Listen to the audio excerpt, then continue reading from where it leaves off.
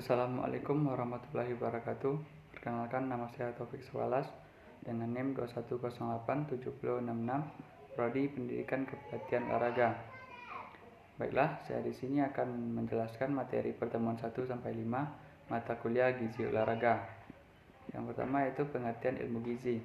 Ilmu gizi adalah ilmu yang mempelajari tentang zat-zat dan pangan yang bermanfaat bagi kesehatan dan proses yang terjadi pada pangan sejak dikonsumsi, dicerna, diserap sampai dimanfaatkan tubuh, serta dampaknya terhadap pertumbuhan, perkembangan dan kelangsungan hidup manusia, serta faktor yang mempengaruhinya. Yang kedua yaitu pengertian gizi olahraga. Gizi olahraga yaitu ilmu yang mempelajari hubungan antara pengelolaan makanan dan kinerja fisik yang bermanfaat untuk kesehatan, kebugaran, pertumbuhan anak, dan pembinaan prestasi olahraga. Yang kedua yaitu jenis-jenis zat gizi. 1. Karbohidrat. Karbohidrat merupakan zat gizi makro yang meliputi gula, pati, dan serat. Gula dan pati memasuk energi berupa glukosa, yaitu sumber energi utama untuk sel-sel darah merah, otak, sistem saraf pusat, plasenta, dan janin.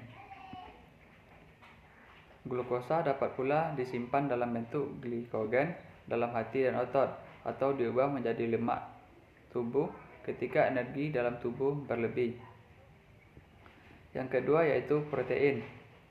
Protein merupakan komponen struktur utama seluruh sel tubuh dan berfungsi sebagai enzim, hormon, dan molekul-molekul penting lain. Protein dikenal sebagai zat gizi yang unik sebab menyediakan asam-asam amino esensial untuk membangun sel-sel tubuh maupun sumber energi. Karena menyediakan bahan baku untuk membangun tubuh, protein disebut zat pembangun. Yang ketiga yaitu lemak. Lemak merupakan zat gizi makro yang mencakup asam lemak dan trigliserida.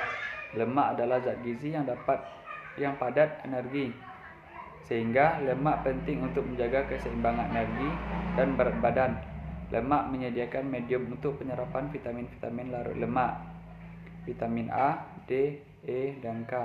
Di dalam makanan, lemak berfungsi sebagai pelezat makanan, sehingga orang cenderung lebih menyukai makanan berlemak.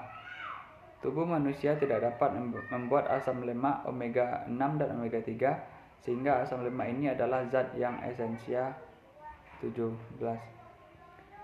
Vitamin adalah senyawa organik yang tersusun dari karbon, hidrogen, oksigen, dan terkadang nitrogen atau elemen lain yang dibutuhkan dalam jumlah kecil agar metabolisme, pertumbuhan, dan perkembangan berjalan normal.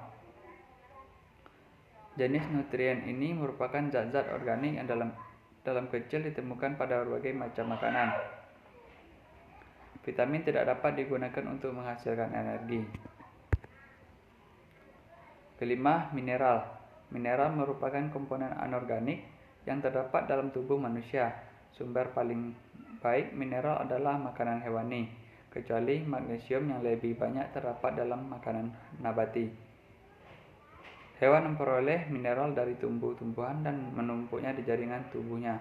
Di samping itu, mineral berasal dari makanan hewani mempunyai ketersediaan biologik lebih tinggi daripada yang berasal dari makanan nabati. Makanan mengandung lebih sedikit bahan pengikat mineral daripada makanan nabati.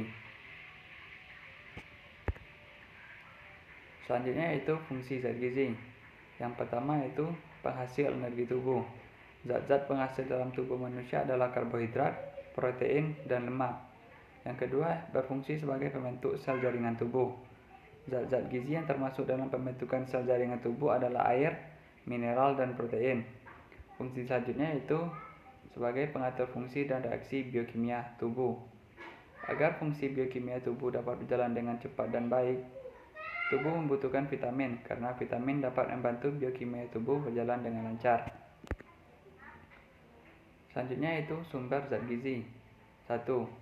Sumber zat tenaga, yaitu padi-padian dan umbi-umbian serta tepung-tepungan seperti beras, jagung, ubi-ubian, kentang, sagu, roti, dan makanan yang mengandung sumber zat tenaga menunjang aktivitas sehari-hari.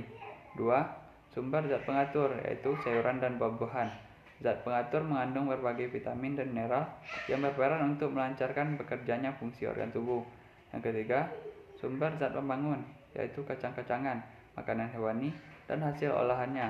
Makanan sumber zat pembangun yang berasal dari nabati adalah kacang-kacangan, tempe, dan tahu. Sedangkan makanan sumber zat pembangun yang berasal dari hewani adalah telur, ikan, ayam, daging, susu, serta hasil olahannya. Zat pembangun berperan sangat penting untuk pertumbuhan dan perkembangan kecerdasan seseorang. Baiklah, hanya itu penjelasan yang dapat saya sampaikan. Sekian dari saya tutup dengan Assalamualaikum warahmatullahi wabarakatuh.